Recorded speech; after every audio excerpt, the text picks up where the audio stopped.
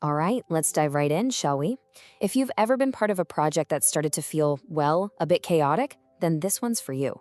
We're going to look at a brilliant tool for turning that dog's dinner of a project into a done deal, the Agile Retrospective. So let's follow a little story. Everyone, meet Adam. He's the brand new product owner right here at Kent Business College, and he is keen as mustard, ready to get cracking on his first big project. But oh dear, his first project is, to put it mildly, a bit of a mess. The team's completely all at sea. You know the feeling, right? Work just isn't flowing, deadlines are creeping up, and frankly, everyone looks, well and truly stuck in the mud. Adam knows he needs to sort this mess out, and fast. So he starts digging around for a lifeline, and he stumbles upon a core agile practice that might just be the perfect tool for the job. It's called an Agile Retrospective, and you need to know this for any exam. Really, this is the #1 primary mechanism for continuous improvement in Agile. Put simply, it's a structured chat where the team looks back on how things have been going, so they can figure out how to move forward better. And look, this isn't just some fluffy, nice-to-have idea.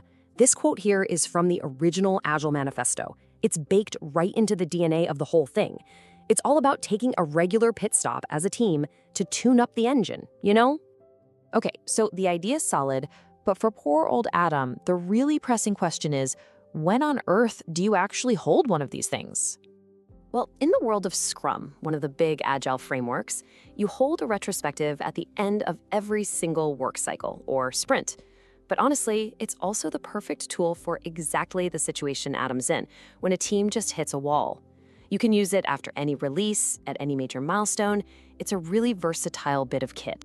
Right then, Adam knows what a retro is, and he knows when to hold one. But how does he actually run it? How does he steer the ship without the whole thing turning into a right old moan fest?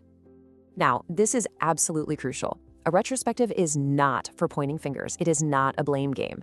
It's got to be a safe space to look at the process, the system, the way you work, not the people. The whole goal is to hunt for improvements you can actually do something about. And this simple 4-step process gives him a great structure. First, you gather the data, that's the hard facts, and just as important, how the team is feeling. Then you dig into that data to figure out the why behind the problems. After that, you brainstorm some small, experimental fixes. And the final critical step, you commit to action. You pick a couple of things and give them clear owners. Simple as that. Of course, knowing the steps is one thing, but doing it is another. Adam's first retro, well, it wasn't all plain sailing. He immediately hits a few very common, very choppy patches of water. The blame game kicks off almost instantly, so Adam has to gently steer the conversation back to the process. Then one person starts dominating the chat, so he brings in a simple round robin to make sure everyone gets a voice. And he quickly realizes that without any follow-through, it's all just hot air. Those ideas for improvement, they have to be treated like proper work. It's a bit like herding cats, but he's getting there. So, in all this newfound enthusiasm, the team comes up with a dozen brilliant ideas to fix everything. And here it is, the classic trap. How many of these fantastic ideas should they actually try to implement at once? And this illustrates a golden rule. The answer is just 1 to 3. That's it. If you try to fix everything at once, you're just setting yourself up to fix nothing at all. It is so much better to make 1 or 2 small changes that actually stick than 10 that just fall by the wayside. So Adam guides the team to pick just 2 small, manageable experiments to try. And what do you know? Things actually start to get better. Communication gets a tiny bit clearer, a bottleneck opens up a little. Suddenly, it's all coming up roses. So that's Adam's story. But how can you, in your own projects, take these lessons and pop them into your own project control toolkit? Just remember these key takeaways. 1, it is always about the process, not the people. 2, limit your actions to just 1 to 3 things. 3, figure out how you'll know if it's actually worked.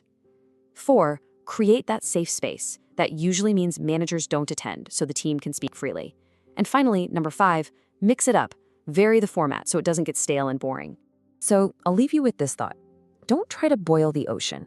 What is the single, smallest, tiniest improvement your team could try out, starting tomorrow, to make things just that little bit better?